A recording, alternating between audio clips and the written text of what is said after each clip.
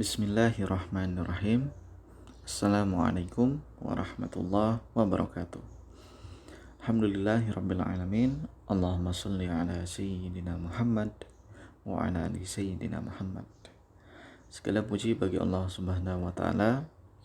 Salawat dan salam kepada baginda Rasulullah Sallallahu Alaihi Wasallam.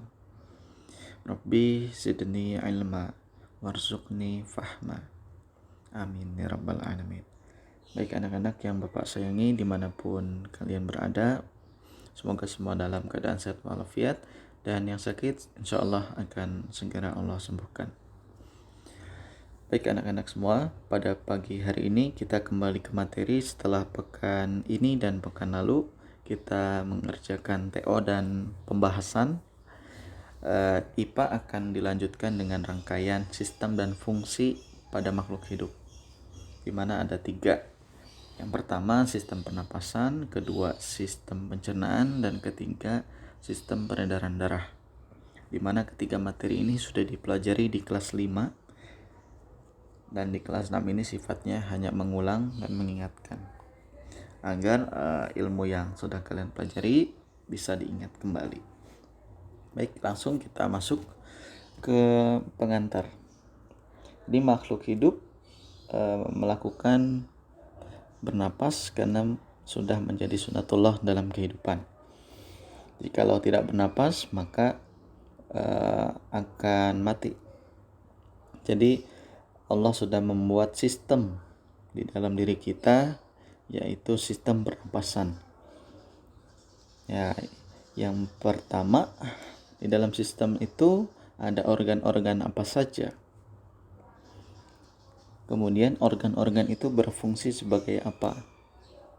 Nah, yang kedua, jika kita dalam kehidupan ini adakah penyakit-penyakit yang bisa menyerang sistem pernapasan?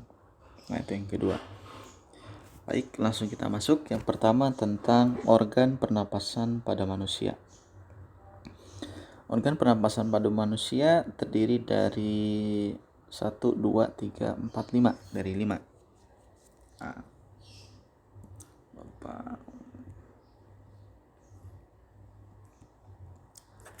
yang pertama hidung. Baik, hidung adalah tempat masuknya udara. Nah, kita bisa bernapas melalui hidung atau mulut. Kita bisa masukkan udara dari hidung atau mulut. Nah, kenapa hidung lebih utama? Karena hidung itu di sana udara disaring. Udara disaring. Tahap pertama udara disaring. Disaring oleh siapa? Disaring oleh rambut. Nah, jadi di hidung itu ada rambut. Kalau pada manusia nyebutnya rambut, bukan bulu. Bulu itu untuk golongan Aves atau unggas. Kemudian, kenapa lebih disarankan bernapas melalui hidung? Yang kedua, udara yang masuk suhunya bisa disesuaikan. Nah, yang kedua. Jadi, kalau kita hirup udara lewat hidung, udaranya bisa lebih hangat. Ya, itu 2 fungsi dari hidung. Penyaring udara tahap pertama oleh rambut, dan kedua penyesuaian suhu dan kelembapan udara sehingga lebih hangat. Kemudian yang kedua ada faring.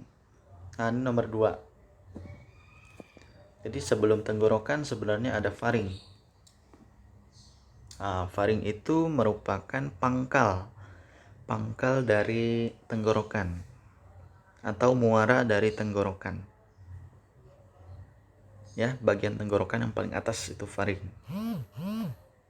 Kemudian ada laring. Setelah faring ada laring.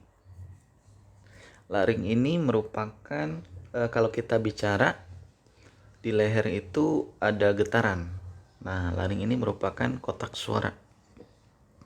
Dimana ketika kita bicara jadi bergetar gitu leher kita. Nah, itu laring. Kemudian setelah faring dan laring masuk ke dalam tenggorokan. Nah, ini tenggorokan ya. Tenggorokan ini menghubungkan antara hidung dengan paru-paru. Nah, kita lihat. Penghubung antara hidung dan paru-paru. Serta tempat penyaringan udara tahap kedua. Ya. Jadi tenggorokan fungsinya sebagai penghubung antara hidung dan paru-paru, dan kedua tempat penyaringan udara tahap kedua. Nama lain tenggorokan adalah trakea. Ya, tenggorokan itu yang seperti pipa panjang nih. Ya. Nah, setelah trakea ada cabang. Nah, dibagi dua cabang nih, ujung dari tenggorokan. Nah, ada cabang kan? Ada dua cabang yang disebut dengan bronkus. Cabangnya ada ke kanan dan ke kiri. Kemudian cabang-cabang kecil lagi. Ini ada cabang-cabang kecil nih. Nah, cabang-cabang kecil ini adalah cabang dari bronkus. Disebutnya bronchiolus. Cabang yang lebih kecil dari bronkus disebut bronchiolus. Nah, kalau di dalam istilah biologi, untuk yang lebih kecil itu namanya lebih panjang. Ya, bronchiolus. Lebih panjang dari bronkus. Artinya dia lebih kecil. Ya. Kemudian ujung dari bronchiolus ada kantung-kantung.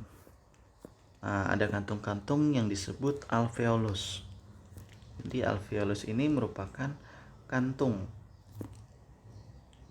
Ya. Kantung.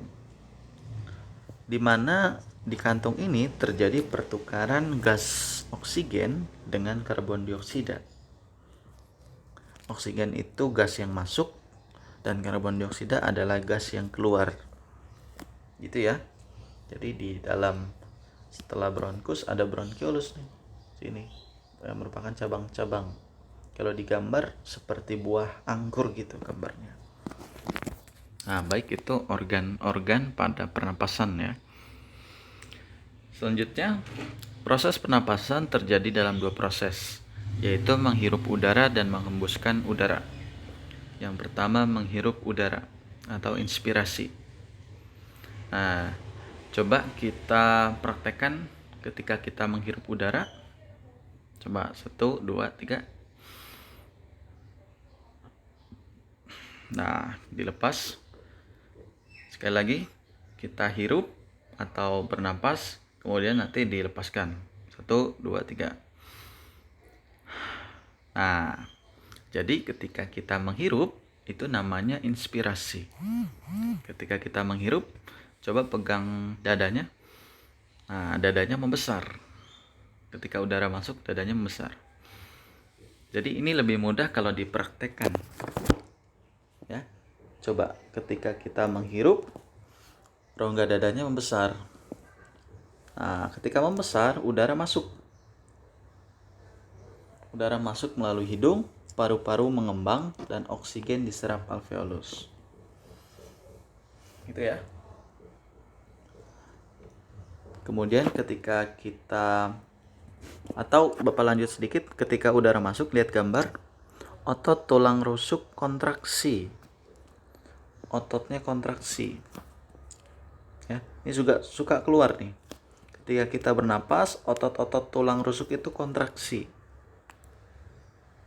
Nah, karena kontraksi dia terangkat ke atas sehingga dada mengembang. Gitu ya. Nah, diafragma juga kontraksi. Akibat dari tulang rusuk yang kontraksi, diafragma juga kontraksi. Dia bergerak ke bawah. Gitu. Jadi ketika menghirup udara ada dua yang berkontraksi, yaitu tulang rusuk dan diafragma. Tulang rusuk kontraksi sehingga rongga dada membesar, dan akibatnya diafragma juga kontraksi bergerak ke bawah. Gitu ya. Kemudian ketika menghembuskan udara atau ekspirasi, apa ganti dengan merah? Ketika udara keluar, rongga dada mengecil. Coba aja. Nah, rongga dada mengecil kan? Kemudian otot tulang rusuk tadi relaksasi. Relaksasi itu dari kata relax, artinya santai. Nah, tulang dadanya santai. Makanya ketika kita suka senam gitu kan, tarik nafas, buang. Tarik nafas, buang, itu kan relaksasi. Ketika buang udara, itu relaksasi. Apa yang terjadi ketika relaksasi? Ketika relaksasi, otot tulang rusuknya rileks atau tenang sehingga rongga dadanya mengecil atau mengempis, bahasa yang lebih tepat. Nah, ketika mengempis, diafragma relaksasi juga. Diafragma juga kembali ke posisi atas gitu. Dua-duanya relaksasi. Ya. Kemudian udara karbon dioksida keluar. Baik, kesimpulannya ketika inspirasi semua kontraksi. Sedangkan pada ekspirasi semua relaksasi. Gitu. Nah, kemudian bagian 2, organ pernapasan pada hewan. Ini cukup kita ketahui bersama, ada beberapa hewan dengan sistem pernapasan berbeda-beda ya. Ikan bernapas dengan insang. Ikan dengan insang. Insang berfungsi sebagai tempat pertukaran gas oksigen dan karbon dioksida. Serangga bernapas dengan trakea. Trakea berfungsi mengedarkan oksigen ke seluruh tubuh. Nah, kemudian yang ketiga, cacing bernapas dengan kulit. Sama, kulit sebagai pertukaran oksigen dan karbon dioksida. Burung bernapas dengan paru-paru. Burung juga memiliki pundi-pundi udara yang membantunya bernapas saat terbang. Nah, jadi ada 4. Ikan dengan insang, serangga dengan trakea, cacing dengan kulit, burung dengan paru-paru, dan ditambah ada pundi-pundi udara yang membantu bernapas saat terbang. Baik, selanjutnya ada pemeliharaan kesehatan organ. Nah, yang pertama ada penyakit yang baru yaitu COVID-19. Penyebabnya adalah virus COVID-19 yang ditularkan oleh hewan. Ini kita ketahui bersama munculnya tahun 2019 Desember di Wuhan. Kemudian penyebarannya sudah semakin luas. Nah, bagaimana cara mencegahnya? Menghindari kontak langsung dengan penderita COVID dengan hindari kerumunan. Nah, jadi yang terkena harus isolasi dan yang tidak terkena harus hindari kerumunan. Memakai masker, menjaga jarak, dan rutin mencuci tangan. Nah, ya, jadi kita ketahui kan virus COVID ini menyerang sistem pernapasan. Nah, untuk yang terkena, kita doakan sama-sama semoga lekas sembuh, tidak apa-apa. Ada hikmah di balik penyakit biasanya yang Allah timpakan. Dan yang bagi yang sehat, sama-sama kita jaga supaya tidak terkena wabah ini. Yang kedua ada tuberkulosis atau TB. Penyebabnya dia bukan virus tetapi bakteri. Ya. Bakteri Mycobacterium tuberculosis. Cara pencegahannya menghindari kontak langsung dengan penderita TB, melakukan vaksin BCG. Ini suka keluar di soal nih, vaksin BCG. Ya. Ini vaksin tuberkulosis. Ya. Kemudian menjaga kebersihan lingkungan. Nomor 1 vaksinnya juga sudah ada ya. Nah, yang ketiga ada influenza disebabkan oleh virus. Nah, sama pencegahannya menggunakan masker, istirahat yang cukup, mengonsumsi makanan bergizi. Ada flu burung. Ini dulu flu yang lebih dulu dibanding COVID-19. H5N1 disebabkan oleh unggas. Jadi dia dulu lebih viral duluan dibanding COVID, disebabkan oleh unggas. Kemudian ada asma, disebabkan oleh debu, asap rokok, serbuk bunga, rambut hewan, atau udara dingin.